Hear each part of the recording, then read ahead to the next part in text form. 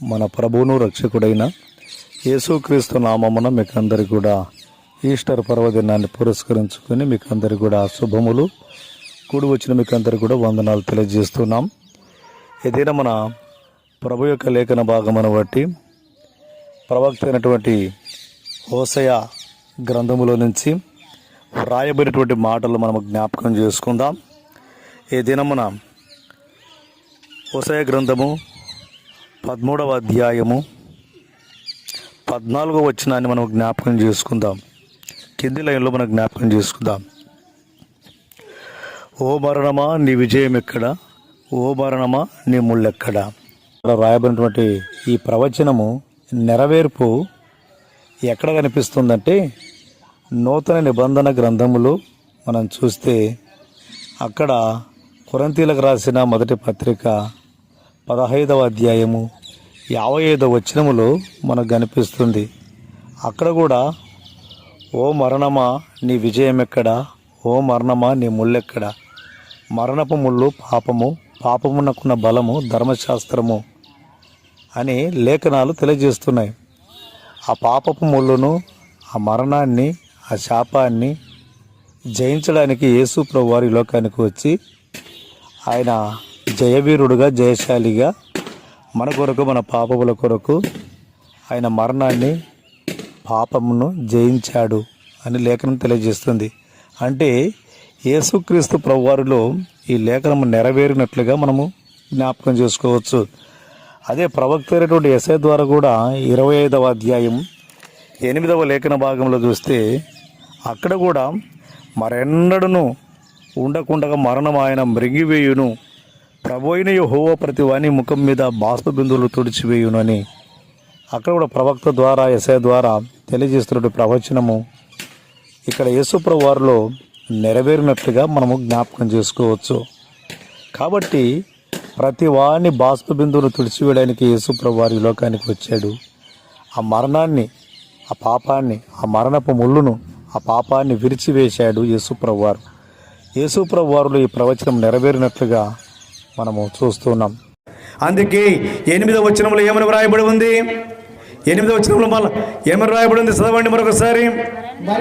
మరెన్నడును మరణము ఉండకుండగా మరణం ఏం చేస్తాడంట? ఆయన మింగివేస్తాడంట. మరెన్నడు కూడా మరణము చూడకుండగా ఆ మరణాన్ని ఏం చేస్తాడంట? యేసు ప్రభు వారి ద్వారా మరణాన్ని మింగివేస్తాడని ప్రవక్త ద్వారా ప్రవచన రీతిగా తెలియజేసింది కదా.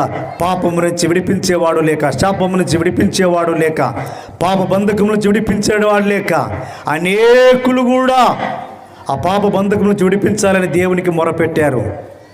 బాష్ప బిందువులను తుడిచివేయడానికి యేసు ప్రభు వారి లోకానికి వస్తాడని దేవుడే సాక్షాత్తు ప్రవక్త అయినటువంటి యెషయా ద్వారా చెప్పబడిన ప్రవచనము కూడా నెరవేరింది. గట్టిగా చప్పట్లు కొడుతూ దేవుని మహిమపరుద్దాం. కొరింథీయులకు రాసిన పత్రికలో 15వ అధ్యాయంలో 55వ వచనంలో ఏం తెలియజేస్తున్నాడు? ఓ మరణమా నీ విజయం ఎక్కడా, ఓ మరణమా నీ ముళ్ళు ఎక్కడా అంటున్నాడు కదా. ఓ మరణమా నీ విజయం ఎక్కడా, ఓ మరణమా నీ ముళ్ళు ఎక్కడా. మరణపు ముళ్ళు ఏమిటంట? పాపము. ఏమిటా పాపం అంటే? ధర్మశాస్త్రం అని వ్రాయబడి ఉంది. ధర్మశాస్త్రము ఏం చేసిందట? పాపాన్ని ప్రోత్సహించిందట. ధర్మశాస్త్రము పాపాన్ని తీసివేయలేకపోయిందట. అందుకే ఓ మరణమా నీ విజయం ఎక్కడా, ఓ మరణమా నీ ముళ్ళు ఎక్కడా కదా. మరణపు ముళ్ళు పాపము, పాపమునకున్న బలము ఏమిటంట? ధర్మశాస్త్రము. ఆ ధర్మశాస్త్రాన్ని నెరవేర్చడానికి యేసు ప్రభు వారి లోకానికి వచ్చాడు. వచ్చడమే కాకుండా, రావడమే కాకుండా ఆయన మరణపు ముళ్ళు ఏం చేశాడంట? విరిచివేశాడు. మరణపు ముళ్ళును విరిచివేశాడు. మరణపు ముళ్ళు ఏమిటి చెప్పండి? మరణపు ముళ్ళు ఏమిటి? పాపము. పాపాన్ని విరిచివేశాడండి యేసు ప్రభు వారు కదా. పాపం ఎలాంటిదంటే బహుభయంకరమైనటువంటిది, బహుబాధాకరమైనటువంటిది, బహు దుఃఖకరమైనటువంటిది. పాపం ఎలాంటిదంటే కందిరీగ ముళ్ళు వంటిది. దాని నొప్పి ఎట్లా ఉంటుంది? చాలా బాధ. పాపము కూడా అలాంటిది, కందిరీగ ముళ్ళు లాంటిది పాపము. పాపము ఏమిటి? మరణము అని చెప్పబడింది. ఏ మరణము? అది నిత్యమైనటువంటి మరణం అని చెప్పబడింది. ఆ నిత్యమైనటువంటి మరణం నుంచి తప్పించాలంటే విజయ వీరుడు ఈ భూమి మీదకి దిగి రావాలి. ఆ విజయ వీరుడు ఎవరో కాదు, మన ప్రభు అయినటువంటి యేసుక్రీస్తు. ఆయన ఈ భూమి మీదకి వచ్చాడు, మరణపు ముళ్ళను విరిచాడు, విజయాన్ని ప్రసాదించాడు. దేవునికి స్తోత్రము కలుగునుగాక, దేవునికి మహిమ కలుగునుగాక. అందుకే పరిశుద్ధ గ్రంథంలో రాయబడి ఉంది, రోమాపత్రిక 5వ అధ్యాయం 12వ వచనం, ఇట్లుండగా ఒక మనుషుల ద్వారా ఏమొచ్చిందంటే లోకంలోనికి పాపం ప్రవేశించిందండి. లోకంలోనికి ఒక మనుషుని ద్వారా పాపం వచ్చేసింది, అవిధేయత వచ్చేసింది. మొదటి మానవుడైనటువంటి ఆదాము ద్వారా వచ్చినటువంటి పాపాన్ని తీసివేయడానికి కడపటి ఆదాముగా యేసుప్రభువారు ఈ లోకానికి వచ్చి ఆ పాప భారాన్ని, ఆ శిక్షను భరించాడు. ఇట్లుండగా ఒక మనుషుని ద్వారా పాపము ద్వారా మరణమును లోకంలోనికి వచ్చాయంట. అలాగే మనుషులందరూ కూడా పాపం చేసినందున మరణం అనేటువంటిది అందరికీ వచ్చిందట. ఆ మరణం నుంచి తప్పించాలంటే, ఆ మరణం నుంచి విడిపించాలంటే పాపము లేనటువంటి పాపరహితుడు,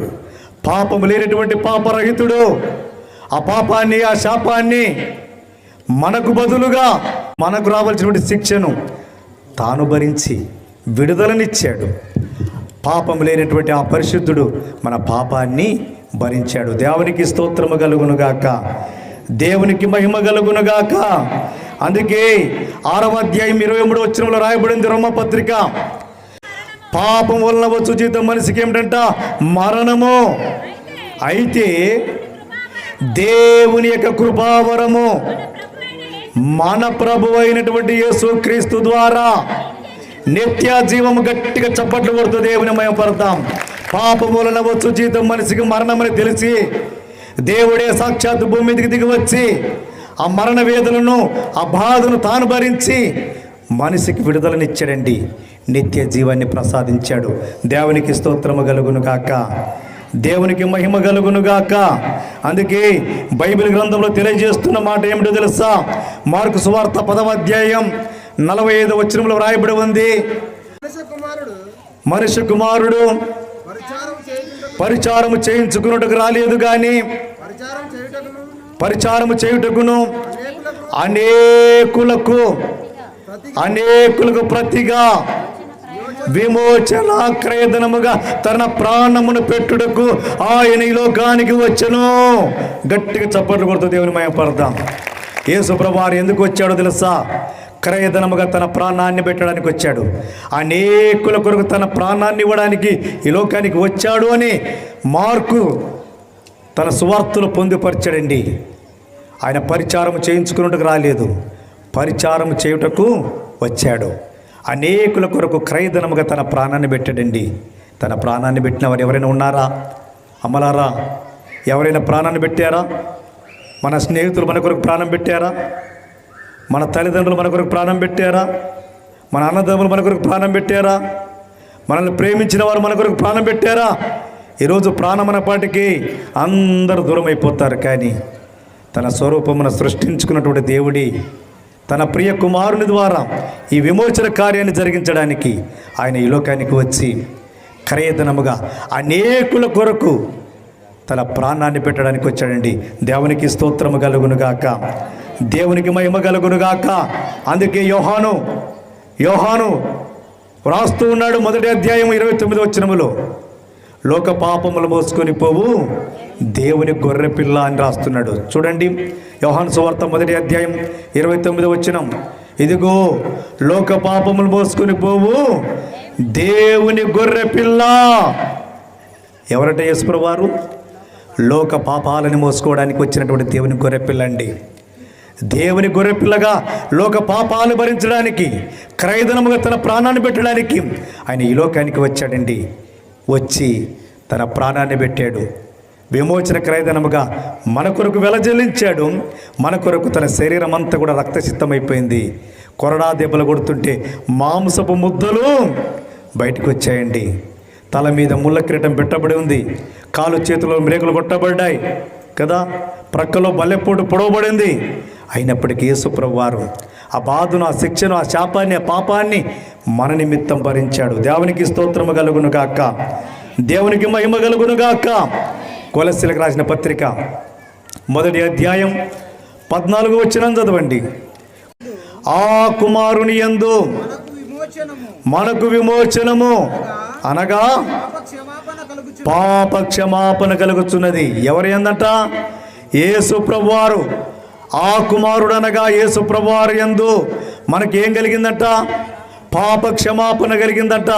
యేసు ప్రభువారే భూమి మీదకి రాకపోతే, యేసు ప్రభువారే అనేకుల కొరకు చనిపోకపోతే, యేసు ప్రభువారే తన రక్తాన్ని చిందించకపోతే, యేసు ప్రభువారే తన ప్రాణాన్ని పెట్టకపోతే మనకు విమోచన లేదండి. అందుకే ఆ ప్రియ కుమారుని ద్వారా అనేకులకు ఏం దొరికిందట? విమోచన దొరికిందండి, రక్షణ దొరికిందండి, పాప క్షమాపణ దొరికిందండి. అందుకే ప్రియా సహోదరుడా, సహోదరి, యేసు ప్రభువారు ఈ లోకానికి వచ్చి మన పాపములు భరించాడు, మరణపు ముళ్ళును విరిచివేశాడు, సాతాను కోరలను పెరికివేశాడు. పాప కబంధ హస్తాలలో నలిగినటువంటి ప్రతి మానవుణ్ణి పాపము నుంచి, శాపము నుంచి విడిపించి నిత్య జీవానికి వారసులుగా చేశాడండి. గట్టిగా చప్పట్లు కొడుతూ దేవుని మహిమపడదాం. పాపములో పడిపోయినటువంటి మానవుని విడిపించడానికి యేసు ప్రభువారు ఈ లోకానికి వచ్చాడు. పాపములో నలిగిపోయినటువంటి వారి కొరకు యేసు ప్రభువారు విడిపించడానికి వచ్చారు కదా. నా యేసయ్య 2026 సంవత్సరాల కిందట ఆయన భూమి మీద శరీరాన్ని ధరించుకుని ఈ భూమి మీదకి వచ్చినప్పుడు ఆయన నీ కొరకు, నా కొరకు తగ్గించుకున్నాడు. ఎంతగానో తగ్గించుకున్నాడు. క్రయధనముగా తన ప్రాణాన్ని పెట్టి మనల్ని విమోచించాడు అన్నటువంటి సత్యాన్ని మనం మర్చిపోకూడదు. అందుకే యోహాను రాసిన మొదటి పత్రికలో 1వ అధ్యాయంలో 7వ వచనంలో ఒక మాట వ్రాయబడి ఉంది. యేసు ప్రభువారు వెలుగులోనున్న ప్రకారం మనం కూడా ఏమిట? వెలుగు సంబంధులుగా బ్రతకాలట. వెలుగు ఏమిటి? పరిశుద్ధత. వెలుగు ఏమిటి? నీతి. వెలుగు ఏమిటి? పవిత్రత. ఈ రోజుల్లో మన శరీరంలో ఏదైనా పాపం ఇంకా దాగి ఉందంటే ఆ పాపాన్ని తీసివేసుకో, ఆ శాపాన్ని తీసివేసుకో. యేసు ప్రభువారు నీ కొరకు, నా కొరకు ఆ పాపాన్ని తీసివేయడానికే శిలువ మరణం పొంది సమాధి చేయబడి 3వ దినమున మరణాన్ని, పాపాన్ని జయించి తిరిగి లేచాడు. అందుకే ఆయన వెలుగులోనున్న ప్రకారం మనం ఏం చేయాలట? అమ్మా, ఆయన వెలుగులోనున్న ప్రకారం మనం ఏం చేయాలట? మనము కూడా వెలుగు సంబంధముగా బ్రతకాలి. వెలుగు ఏమిటి చెప్పాలి స్త్రీలు? వెలుగు ఏమిటి? పరిశుద్ధత. పరిశుద్ధత. ఈ శరీరంలో ఏదైనా ఉందా అంటే పరిశుద్ధత కలిగి బ్రతకాలట. పాపానికి చోటు ఇవ్వకూడదండి. క్రైస్తవులముగా, దేవుని పిల్లలముగా బ్రతుకుతున్న కాలంలో, నీ జీవిత కాలంలో పరిశుద్ధతకు చోటు ఇవ్వాలి. కానీ అపవిత్రతకు చోటిచ్చి బ్రతికితే శాపగ్రస్తులైపోతారు, నిత్య నాశనానికి వారసులు అవుతారని లేఖనం సెలవిస్తుంది. యేసు ప్రభువారు ఎంత పరిశుద్ధత కలిగి భూమి మీద బ్రతికాడు, ఎంత పవిత్రత కలిగి ఈ భూమి మీద బ్రతికాడు. సమస్త మానవాళి కొరకు ఆ పాపాన్ని, ఆ శాపాన్ని మనకు బదులుగా శిక్షణ అనుభవించి ఆయన చనిపోయి తిరిగి లేచాడు. మరలా మనము ఆయనను, మన పాపం చేసి ఆయన మరలా సిలువ వేస్తే ఏం ప్రయోజనం చెప్పండి? మనలో దాగినటువంటి అసూయ, మనలో దాగినటువంటి అహంకారము, గర్వము, దూషణ మాటలు, చెడు మాటలు, అపవిత్రమైన మాటలు, వాటన్నిటిని కూడా తీసివేసుకోవాలండి. ఈ రోజుల్లో చాలామంది కదా ఏం చేస్తున్నారు? ఇక్కడ మాటలు అక్కడికి, అక్కడి మాటలు ఇక్కడికి చెప్పి ఈనాడు చాలామంది బ్రతుకుతున్నారు. మాటలు ఇక్కడికి, ఇక్కడ మాటలు అక్కడికి చెప్పి ఈనాడు పాపములు పడిపోతున్నారు. జాగ్రత్త. అందుకే నువ్వు శాపగ్రస్తురాలు కావద్దని, పాపానికి దాసురాలు కావద్దని, శాపానికి కారకుడు కావద్దని దేవునికి వాక్యం అందరికీ తెలియజేస్తుంది. అందుకే యేసు ప్రభువారు ఏమై ఉన్నాడట? వెలుగై ఉన్నాడు. మనము కూడా వెలుగు సంబంధులుగా బ్రతకాలి. ఈ దేహమందు నివసించినంత కాలము వెలుగు సంబంధులుగా ప్రభు కొరకు బ్రతకాలి, కానీ పాపములు జీవించకూడదని లేఖనము సెలవిస్తుంది. 2వ అధ్యాయం 2వ వచనం, యోహాను మొదటి పత్రిక 2వ అధ్యాయం 2వ వచనం, ఆయనే పాపములకు శాంతికరమై ఉన్నాడు. ఏమంట? యేసు ప్రభువారు మన పాపముల కొరకు ఏమై ఉన్నాడంట? శాంతికరమై ఉన్నాడు. మన పాపములకు మాత్రమే కాదు, మన పాపములకు మాత్రమే కాదు, సర్వలోకమునకును శాంతి. సర్వలోకమునకు శాంతి అయి ఉన్నాడు. గట్టిగా చప్పట్లు కొడుతూ దేవుని మహిమ పడదామా? ఎందుకంటే సర్వ ప్రపంచానికి శాంతిని ప్రసాదించి శాంతికర్తగా, శాంతిమూర్తిగా ఆయన ఈ లోకానికి వచ్చాడంట. సర్వ ప్రపంచానికి శాంతిని ప్రసాదించడానికి వచ్చాడు. మన పాపముల కొరకు ఆయన శాంతి అయి ఉన్నాడు. సర్వలోక పాపముల కొరకు కూడా ఆయన శాంతికర్త అయి ఉన్నాడు. మొదటి యోహాను పత్రిక 3వ అధ్యాయం 5వ వచనం చదవండి. పాపములను తీసివేయుటకై ఆయన ప్రత్యక్షమాయనని మీకు తెలియను. ఆయన ప్రత్యక్షమాయనని మీకు తెలియను. ఆయన యందు పాపమేమీయూ లేదు. ఆయన యందు పాపమేమియో లేదో. దేవునికి స్తోత్రము కలుగునుగాక. పాపము లేనటువంటి పాపరహితుడే మన కొరకు పాపాన్ని భరించడానికి వచ్చాడు. అందుకే ఆయన పాపములు భరించడానికి ఈ లోకానికి వచ్చాడు. ఆయన యందు పాపము లేదు అని ఇక్కడ రూఢిగా యోహాను గారు మొదటి పత్రికలో 3వ అధ్యాయం 5వ వచనములో ఈ మాటలు పొందుపరుస్తున్నాడు. పాపము లేనటువంటి పరిశుద్ధుని సిలువ వేస్తున్నామా? ఇంకా పాపములు చేస్తూ, అతిక్రమములు చేస్తూ, అన్యాయములు జరిగిస్తూ ఇంకా ఆయనని సిలువ వేస్తున్నామేమో. ఒకసారి జ్ఞాపకం చేసుకుని ఆ పాపము నుంచి తప్పించబడాలని దేవునికి లేఖనం సెలవిస్తుంది. రోమాపత్రిక 7వ అధ్యాయం 10వ వచనాన్ని మనం జ్ఞాపకం చేసుకుందాం. రోమాపత్రిక 7వ అధ్యాయం 10-11 వచనాలు చదవండి. ఆజ్ఞ ఏం చేసిందట? మోసపుచ్చింది, అందుకే నన్ను చంపింది అని అపోస్తులుడైన పౌలు రోమా సంఘానికి మాట తెలియజేస్తున్నాడండి. ఈ రోజులు ఆజ్ఞ అతిక్రమిస్తున్నామా? అందుకే జాగ్రత్త. ఆజ్ఞను అతిక్రమించేవారు ఇంకా మరణములో ఉన్నట్లే. మరణం అనగా శరీర మరణం కాదు. చాలామంది ఏమనుకుంటారు? శరీర మరణం అనుకుంటారు. కాదు కాదు, శరీర మరణం అందరికీ వస్తుంది. దేవుని నమ్మిన వారికి మరణం ఉంది, నమ్మని వారికి మరణం ఉంది. ఈ లోకములు ఎవరైనా చనిపోవలసిందే. కానీ దేవుని నమ్మకుండగా, దేవుని విశ్వసించకుండగా పాపములోనే బ్రతికి పాపములోనే చనిపోతే వారికి ఏ మరణం ఉందట?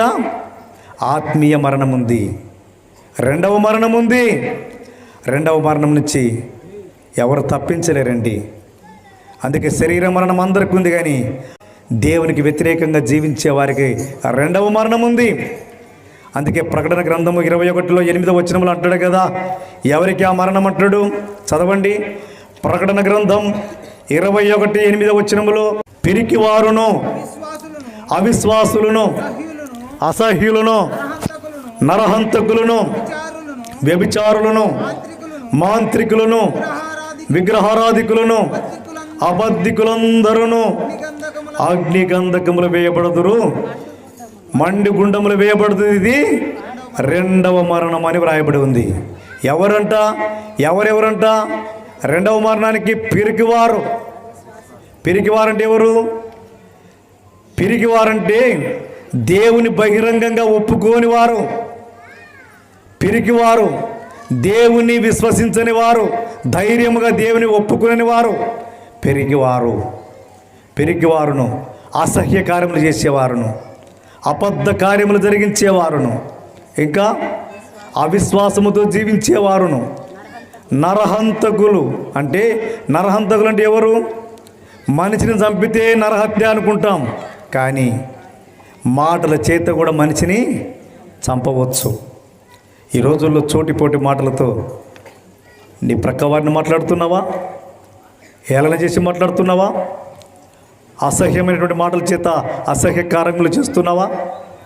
అందుకే నరహత్య, ఒక మనిషిని మాటల చేత కూడా అనేక మంది హింసించి దూషించి చంపేవారు ఉన్నారు. జాగ్రత్త. అందుకే నరహంతకులను, వ్యభిచారులను, దొంగలను, వీళ్ళందరూ కూడా మాంత్రికులు, విగ్రహారాధికులు, వీరందరూ కూడా రెండవ మరణానికి అగ్నిగుండములో వేయబడతారట. ఇది రెండవ మరణం. దాని నుంచి తప్పించబడలేరు. ఆ రెండవ మరణాన్ని నుంచి తప్పించడానికి యేసు ప్రభువు ఈ లోకానికి వచ్చి మరణాన్ని పాపాన్ని జయించి మరణ పునరుత్థానుడై తిరిగి సజీవుడై తిరిగి లేచాడు. గట్టిగా చప్పట్లు కొడుతూ దేవుని మహిమ పడతాం. దేవునికి స్తోత్రము కలుగును గాక, దేవునికి మహిమ కలుగును గాక. అందుకే పరిశుద్ధ గ్రంథంలో అపోస్తల కార్యముల గ్రంథంలో ఒక మాట వ్రాయబడి ఉంది. 13వ అధ్యాయము 35వ వచనం నుంచి 37వ వచనాల వరకు చదివితే, కాబట్టి వేరొక కీర్తన యందు నీ పరిశుద్ధిని కుళ్ళు పట్టనీయమని చెప్పుచున్నాడు. ఏమిటంట? ఒక కీర్తనలో వ్రాయబడి ఉంది, నీ పరిశుద్ధిని కుళ్ళు పట్టనీయమని వ్రాయబడి ఉంది. దావీదు దేవుని సంకల్పము చొప్పున తరము వారికి సేవ తన తరము వారికి సేవ చేసి నిద్రించి పితరుల యొద్దకు తన పితరుల యొద్దకు చేర్చబడెను.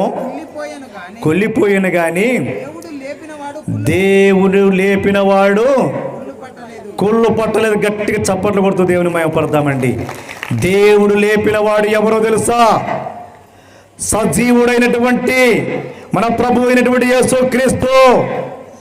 ఆయనను దేవుడే లేపాడు. ఆయన శరీరము కుళ్ళు పట్టలేదు. ఈ లోకంలో దావీదు అనేటువంటి మహారాజు గురించి మనం వింటాం. దావీదు యొక్క గొప్ప కార్యాల గురించి వింటాం. దావీదు దేవునికి హృదయానుసారుడని వింటాం. దావీదు దేవునికి బహు దగ్గరగా జీవించిన వాడని వింటాం. కానీ తన పితరులకు సేవ చేసి ఆయన చనిపోయి ఎక్కడ చేర్చబడ్డాడట? తన పితరుల సమాధిలో చేర్చబడ్డాడట. అతడు చనిపోయాడట, సమాధిలో పెట్టబడ్డాడట దావీదు. కానీ దావీదు యొక్క శరీరం ఏమైపోయిందట? కుళ్ళిపోయింది. దావీదు శరీరము కుళ్ళిపోయింది. కానీ దేవుడే లేపినటువంటి వాని శరీరము అనగా యేసు ప్రభువారి శరీరము కుళ్ళు పట్టలేదండి. ఈ రోజుల్లో నిన్నటి కాల సమయంలో దేవుని యొక్క వాక్యం చక్కగా మనం విన్నాం. యేసు ప్రభువారిని ఇంకా సమాధులు వెతుకుతున్నామేమో. ఆయన సమాధులు ఉండేవాడు కాదు, సజీవుడై తిరిగి లేచాడండి. సజీవుడై తిరిగి లేచాడు. ఈ రోజులో నీ హృదయంలో యేసు ప్రభువాన్ని ప్రతిష్ఠించుకో. సజీవుడైన దేవుడని, సాక్షాత్తు సజీవుడైన దేవుడని నీ హృదయంలో ప్రతిష్ఠించుకో. సమాధులు మీరు ఇంకెందుకు వెతుకుతున్నారని నిన్నటి కాల సమయంలో దేవుని యొక్క వర్తమానాన్ని మనం విన్నాం. అయితే పరిశుద్ధుని కుళ్ళు పట్టనే లేదని ప్రవచనం కూడా తెలియజేస్తుంది. కాబట్టి యేసు ప్రభువు ఈ లోకానికి వచ్చినప్పుడు సమస్త మానవాళి కొరకు చనిపోయి సమాధి చేయబడినప్పటికీ, సమాధిలో 3 రోజులు ఉన్నప్పటికీ ఆయన శవము కుళ్ళు పట్టలేదండి. కానీ మరలా సజీవుడై తిరిగి లేచాడు. దేవుడి ఆయన లేపాడు. కానీ దావీదు కూడా ఈ భూమి మీద మంచి పేరు సంపాదించుకున్నాడు, పేరు ప్రఖ్యాతులు సంపాదించుకున్నాడు. ఇజ్రాయేలుకు రాజుగా పరిపాలన చేశాడు. కానీ ఆయన కూడా చనిపోయాడు, సమాధి చేయబడ్డాడు. కానీ దావీదు ఏమైపోయాడు? ఆయన శరీరం ఏమైపోయింది? కుళ్ళిపోయింది. ముందుగానే ప్రవచనం కీర్తనకారుడు తెలియజేశాడు, నీ పరిశుద్ధిని నువ్వు కుళ్ళు పట్టనీయవని. ప్రవచన రీతిగా యేసు ప్రభువారు శరీరం కుళ్ళు పట్టలేదు. ఆయన సజీవుడిగా తిరిగి లేచాడు. దేవునికి స్తోత్రము కలుగునుగాక, దేవునికి మహిమ కలుగునుగాక. అందుకే అపోస్తల కార్యముల గ్రంథం 2వ అధ్యాయము 24వ వచనం తెలియజేస్తుంది, మరణం ఆయనను బంధించిండుట అసాధ్యమని వాక్యం తెలియజేస్తుంది. మరణాన్ని జయించాడండి. యేసు ప్రభువారిని మరణము బంధించలేకపోయిందండి. సజీవుడై మరణ బంధకముల నుంచి యేసు ప్రభువారు సజీవుడై తిరిగి లేచి ఉన్నాడు. అందుకే పాపమునకు శాపమునకు గురి అయినటువంటి మనలను విడిపించడానికి దేవుడే సాక్షాత్ ఈ భూమి మీదకి దిగి వచ్చాడు. అందుకే పరిశుద్ధ గ్రంథంలో ఒక మాట వ్రాయబడి ఉంది. ఆ మాట ఏమిటో మనం జ్ఞాపకం చేసుకుందామా? అందుకే రోమా పత్రిక 8వ అధ్యాయము 10-11 వచనాలు చదవండి. రోమా పత్రిక 8వ అధ్యాయం 10 నుంచి 11 వచనాలు. అందుకే మీరు వినండి, క్రీస్తు మీలో ఉన్న ఎడల మీ శరీరము పాపము విషయమై మృతమైనది కానీ మీ ఆత్మ నీతి విషయమై జీవము కలిగి ఉన్నదట. అందుకే లేఖనం ఏం తెలియజేస్తుంది? యేసు ప్రభువారు మీ హృదయంలో ప్రతిష్ఠించుకుంటే, యేసు ప్రభువారు మీ హృదయంలో ప్రతిష్ఠించుకుంటే మీ ఆత్మ నీతి విషయం ఏమవుతుందంట? జీవము కలిగి ఉండేది. గట్టిగా చప్పట్లు కొట్టండి. ఒకవేళ పాపం విషయములో ఈ శరీరం మృతమైనదే, కానీ జీవం విషయంలో క్రీస్తును ప్రతిష్ఠించుకుంటే అది జీవమై ఉన్నది. దేవునికి స్తోత్రం కలుగును గాక. 11వ వచనం, మృతులలో నుండి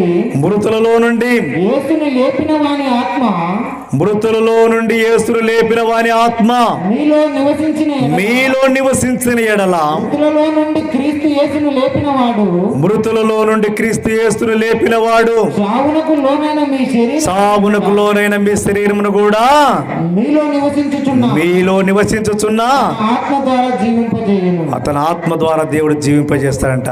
యేసు క్రీస్తుని ఏ విధంగా అయితే లేపాడు, ఆత్మ ద్వారా దేవుడు మీలో నివసించడానికి ఇష్టపడతాడు. అందుకే మరణ పునరుత్థానం ఎందరికి ఉందంటే, యేసుక్రీస్తునందు ఎవరైతే ఉంటారో వారికి అందరికీ కూడా మరణ పునరుత్థానం అనేటువంటిది ఉంది. యేసుక్రీస్తు ఏ విధంగా అయితే చనిపోయి తిరిగి లేచాడు కదా, అదే రీతిగా క్రీస్తునందు ఎవరైతే బ్రతుకుతారో వారందరికీ మరణ పునరుత్థానం అనేటువంటిది ఉంది. అక్కడ రాయబడి ఉంది. ప్రియా సహోదరి సహోదరులారా, 11వ వచనంలో మనం జ్ఞాపకం చేసుకుంటే మరొకసారి చదవండి ఆ మాట. మృతులలో నుండి యేసును లేపిన వాని ఆత్మ మీలో నివసించిన ఎడల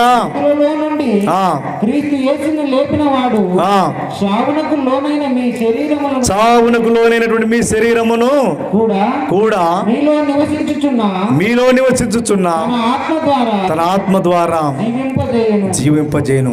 చావునకు లోనైనటువంటి మీ శరీరములను కూడా దేవుడు బ్రతికిస్తాడట. అందుకే యేసు ప్రభు వారిని లేపినటువంటి ఆ ఆత్మ మనలో నివసిస్తే, ఆత్మకు స్థలం ఇస్తే, ఆ దేవాది దేవుడి మరణానికి లోనటువంటి మన శరీరాన్ని కూడా ఏం చేస్తాడంట? పునరుత్థానమందు జీవింపజేస్తాడు. గట్టిగా చప్పట్లు కొడుతూ దేవుని మహిమపడదాం. అందుకే ఓ మరణమా నీ విజయం ఎక్కడా? ఓ మరణమా నీ ముళ్ళు ఎక్కడా? మరణపు ముళ్ళు ఏమిటంట? పాపము కదా. ధర్మశాస్త్రం చెప్తుంది, కంటికి కన్ను, పంటికి పన్ను. ధర్మశాస్త్రం చెప్తుంది, ఎవడైనా నిన్ను కొట్టారనుకోండి కదా, వాడిని కొట్టమని చెప్తుంది. వాడు కన్ను తీసేస్తే వాడు కన్ను తీసేయమని చెప్తుంది. కాలు తీసేస్తే కాలు తీసేయమని చెప్తుంది. అంటే ధర్మశాస్త్రము దేనిని తీసేయలేకపోయిందట? ధర్మశాస్త్రము పాపాన్ని తీసివేయలేకపోయింది. ఆ పాపాన్ని తీసివేయలేకపోయింది కాబట్టి పాపాన్ని తీసివేయడానికి యేసుప్రభు ఈ లోకానికి వచ్చాడు. అందుకే ఓ మరణమా నీ ముళ్ళు ఎక్కడ? మరణపు ముళ్ళు పాపమునకున్న బలము ఏమిటంట? ధర్మశాస్త్రాన్ని. ఆ ధర్మశాస్త్రాన్ని జయించడానికి యేసుప్రభు వారు ఈ లోకానికి విజయవీరుడుగా వచ్చి యేసుప్రభు వారి యందు విజయము ప్రాప్తించింది. అందుకే 8వ అధ్యాయంలో 1వ వచనం 2వ వచనం, రోమపత్రిక 8వ అధ్యాయం 1వ వచనం 2వ వచనం, కాబట్టి ఇప్పుడు యేసుక్రీస్తునందున్న వారికి ఏ శిక్షా విధియును లేదు. క్రీస్తు యేసునందు జీవమునిచ్చు ఆత్మ యొక్క నియమము పాప మరణముల నియమము నుండి నన్ను విడిపించిన. గట్టిగా చప్పట్లు కొడుతూ దేవుని మహిమపడదాం. ఇప్పుడు ఎవరైతే యేసుప్రభు వారి యందు బ్రతుకుతారో, యేసుప్రభు వారు చనిపోయి సమాధి చేయబడి 3వ దినమున తిరిగి లేచి పాపాన్ని మరణాన్ని జయించి లేచాడో, ఆ మరణ విజయుని యందు ఎవరైతే నివసిస్తారో, క్రీస్తునందు నివసించే వారికి ఏ శిక్షా విధి లేదు. యేసుక్రీస్తునందు బ్రతికే వారికి శిక్షా విధి నుంచి తప్పించబడ్డారు. యేసుక్రీస్తునందు బ్రతికే వారికి శిక్ష తప్పించబడి ఉంది, మరణము తప్పించబడి ఉంది. అందుకే ఏ మరణము? నిత్యమైనటువంటి మరణము, పాతాళమైనటువంటి మరణము. 2వ మరణం తప్పించబడి ఉంది. శరీర మరణం అందరికీ వస్తుందని చెప్పా, కానీ 2వ మరణం నుంచి తప్పించబడ్డారు. అందుకే క్రీస్తు యేసునందున్న వారికి ఏ శిక్షా విధి లేదు. ఇంకా క్రీస్తు యేసునందు క్రీస్తు యేసునందు జీవమునిచ్చు జీవమునిచ్చు ఆత్మ యొక్క నియమము పాప మరణముల ఏందంట? యేసుక్రీస్తునందు జీవమునిచ్చు ఆత్మ యొక్క నియమము పాప మరణముల నుంచి నన్ను విడిపించను. అందుకే యేసు ప్రభువారు చనిపోయి తిరిగి లేచడం ద్వారా ఆ పాప మరణముల నుంచి నన్ను విడిపించిందని అపోస్తుడైన పౌలు చెప్పగలుగుతున్నాడు. 4వ వచనం, ధర్మశాస్త్ర సంబంధమైన నీతి విధి ధర్మశాస్త్ర సంబంధమైనటువంటి నీతి విధి నెరవేర్చబడవలనని పాప పరిహారము నిమిత్తము దేవుడే తన సొంత కుమారుణ్ణి పాప శరీరాకారముతో పంపి ఆయన శరీరమందు పాపమునకు శిక్ష విధించెను. అందుకే యేసు ప్రభువారి యందు ఆ పాప మరణముల నియమం నుంచి మనం తప్పించడానికి దేవుడే ఆ శిక్షను యేసు ప్రభువారి మీద ఉంచాడు. అందుకే శరీరాకారంతో మానవుడిగా ఈ భూమి మీదకి దిగి వచ్చి దేవుడే ఆ పాప మరణములని నియమం నుంచి మనం తప్పించి ఆ ధర్మశాస్త్రం నుంచి విడిపించి రెండవ మరణం నుంచి తప్పించి ఆయన చనిపోయి సమాధి చేయబడి 3వ దినమున మృత్యుంజయుడై పునరుత్థానుడై తిరిగి లేచాడు. కాబట్టి యేసుక్రీస్తునందు ఉన్న వారికి ఏ శిక్షా విధి లేదు. అందుకే ఓ మరణమా నీ విజయం ఎక్కడా, ఓ మరణమా నీ ముళ్ళెక్కడా, ఓ మరణమా కదా. అందుకే యేసుక్రీస్తునందు విజయం ఉంది, యేసుక్రీస్తునందు పాపము కొట్టివేయబడింది. మనమందరం కూడా యేసుక్రీస్తు ద్వారా నిత్య జీవానికి వారసులుగా పిలువబడ్డాం. చనిపోయిన పునరుత్థానం అనేటువంటిది యేసుక్రీస్తు పొందాడు కాబట్టి మనం కూడా చనిపోయినా మనకు పునరుత్థాన దినం అనేటువంటిది ఉంది అని జ్ఞాపకం చేసుకుని మనము కూడా నిత్య జీవానికి వారసులుగా ఉందాం. యేసు ప్రభువారు పునరుత్థానుడై తిరిగి లేచాడు, సజీవుడై తిరిగి లేచాడు. సమాధిలో ఉండే దేవుడు కాదు, ఆయన సజీవుడై ప్రపంచానికి నిత్య జీవాన్ని ఇవ్వడానికి ఈ లోకానికి వచ్చాడు. దేవునికి స్తోత్రము కలుగునుగాక, దేవునికి మహిమ కలుగునుగాక. ప్రార్థన చేసుకుందాం. సకల ఆశీర్వాదాలకు కారణభూతుడా మా జగద్రక్షక నీ పాదములకు వందనాలునైనా స్తోత్రముల తండ్రి. చెప్పబడిన ప్రతి మాటను నీరుగట్టి ఫలింపజేయండి. పాప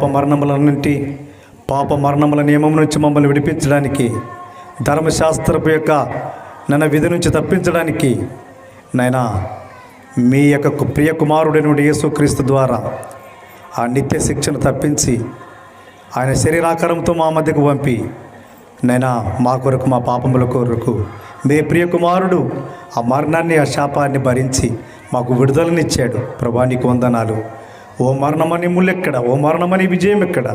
మరణపు ముళ్ళు పాపమునకున్న ఫలము ధర్మశాస్త్రమే. ఆ ధర్మశాస్త్రాన్ని నెరవేర్చాడు. మరణపు ముళ్ళును పాపాన్ని విరిచివేశాడు. విజయం యేసుక్రీస్తునందు ఉంది, అది నిత్య జీవమని మేము జ్ఞాపకం చేసుకుని ప్రభువా మిమ్మల్ని ఆరాధించే భాగ్యం ఇచ్చినందుకు స్తోత్రాలు. ప్రతి బిడ్డ కూడా నేను ఈ మాటలు విని ఉండగా వారి హృదయంలో వాక్యాన్ని భద్రపరుచుకొని వాక్యానుసారంగా బ్రతికే కృప దయచేయమని, నిత్య జీవానికి వారసులుగా చేసుకునమని మా ప్రభును మీ ప్రియ కుమారుడైన యేసుక్రీస్తు నామమున ప్రార్థన చేస్తున్నాము తండ్రి. ఆమేన్.